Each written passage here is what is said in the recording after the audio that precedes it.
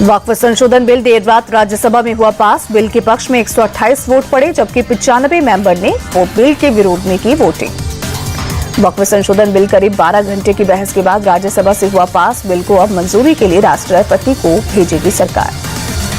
राज्यसभा में बिल पर बहस के दौरान बीजेपी सांसद सुधांशु त्रिवेदी ने कहा, देश की नई सुबह नए वक्फ कानून के साथ होगी। कुछ महीने में मुसलमान भी मान लेंगे कि कानून में उनकी भलाई के लिए हुए बदलाव।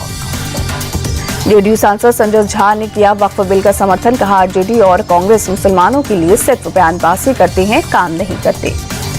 जेपी नड्डा ने बिल को देश हित में बताया। कहा, इसके जरिए जवाबदेही बनाने की कोशिश विपक्ष लोगों को गुमराह कर रहा है। जेपी नड्डा बोले, कांग्रेस ने मुस्लिम महिलाओं को सेकेंड क्लास सिटीजन बनाए रखा, 70 साल तक मुसलमानों को डराया।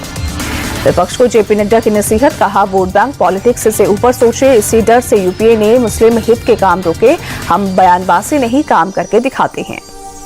जो कांग्रेस नहीं कर पाई उसे मोदी सरकार कर रही है। राज्यसभा में बोले किरेन रिजिजू ने कहा, वोट बैंक के लिए भ्रम फैला रहा है विपक्ष। वक्फ में कोई गैर मुस्लिम नहीं होगा, वक्फ का मैनेजमेंट मुस्लिमों के हाथों में ही रहेगा। राज्यसभा में कांग्रेस और बीजेपी के बीच तीखी नोकझोंक। नासिर हुसैन बोले, देश में दंगे फसाद कराने की कोशिश, मुस्लिमों की संपत्ति पर सरकार की नजर। नासिर हुसैन बोले, वोट बैंक के लिए बीजेपी वक्फ संशोधन बिल लेकर आई, संविधान को ताक पर रखा गया। आप सांसद संजय सिंह बोले, वक्फ बिल से संविधान की हत्या कर रही बीजेपी। इनकी मंशा देश में दंगा फसाद कराने की। बीजेपी मुसलमानों का भला नहीं कर सकती। संजय सिंह का आरोप। कहा, वक्फ बिल मुसलमानों की जमीन छीनने की नापाक कोशिश, धार्मिक संपत्तियों पर कब्जा कर अपने उद्योगपति दोस्तों को दे देंगे। संजय सिंह के आरोपों पर किरेन रिजिजू का पलटवार। बोले, संजय सिंह ने तर्कहीन बात की। ये लोग भ्रम फैलाकर देश के मुसलमानों को भड़का रहे हैं। राज्यसभा में अमित शाह ने विपक्ष को लताड़ा। बोले, वक्फ का जमीन का मामला, बिल को लेकर विपक्ष भ्रम न फैलाए। राज्यसभा में बीजेपी सांसद राधा मोहन दास अग्रवाल बोले, वक्फ बोर्ड जिस जमीन पर हाथ रख दे उसकी हो जाती थी। आरजेडी सांसद मनोज झा ने वक्फ संशोधन बिल को बताया असंवैधानिक। कहा, कुछ समुदायों को हाशिए पर धकेला जा रहा है। मनोज झा बोले, वक्फ बिल के जरिए बुलडोजर कार्रवाई को कानूनी किया जा रहा है। क्या सभी प्रयोग मुसलमानों पर ही होंगे? आम आदमी पार्टी सांसद संजय सिंह ने वक्फ संशोधन बिल को बताया संविधान और लोकतंत्र की हत्या। कहा, एक गैर संवैधानिक बिल को संख्या बल के आधार पर पास करवाया गया। शिवसेना के राज्यसभा सांसद मिलिंद देवड़ा ने वक्फ संशोधन बिल के पास होने को बताया सेक्युलरिज्म के लिए ऐतिहासिक दिन। कहा, इससे मुस्लिम समाज और महिलाओं को होगा फायदा।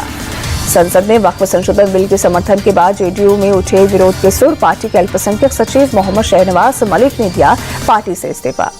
मोहम्मद शहनवाज मलिक ने लोकसभा में लल्लन सिंह के बयान पर जताई नाराजगी। कहा, राज्य के मुसलमानों का नीतीश कुमार पर से भरोसा टूट गया। वक्फ बोर्ड को लेकर अपने पुराने बयान पर लालू यादव की सफाई। कहा, मैंने हमेशा वक्फ की जमीन बचाने के लिए कड़ा कानून बनवाने में मदद की। संघ और बीजेपी मुसलमानों की जमीनें छीन रही। राज्यसभा में देर रात तक चली मणिपुर में हिंसा के मुद्दे पर चर्चा। राज्य में राष्ट्रपति शासन लागू करने पर राज्यसभा ने लगाई मुहर।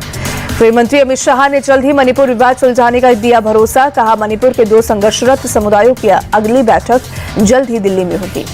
अमित शाह ने मणिपुर के मुद्दे पर विपक्ष को दी नसीहत। राजनीतिक हमले मणिपुर में हिंसा से पीड़ित लोगों के घाव नहीं बढ़ सकते। राज्यसभा में मणिपुर के मुद्दे पर कांग्रेस सांसद मल्लिकार्जुन खड़गे का बीजेपी पर हमला। कहा, 2 साल से मणिपुर जल रहा है, सरकार हिंसा रोकने में नाकाम रही। पीएम मोदी के बैंकॉक दौरे का आज दूसरा दिन। सुबह 11:30 बजे छठे बिम्स्टेक शिखर सम्मेलन में करेंगे शिरकत। पीएम मोदी बिम्स्टेक शिखर सम्मेलन के बाद शाम 4 बजे बौद्ध मंदिर वाट हो जाएंगे। वहीं शाम 6:30 बजे थाईलैंड के राजा से होगी मुलाकात।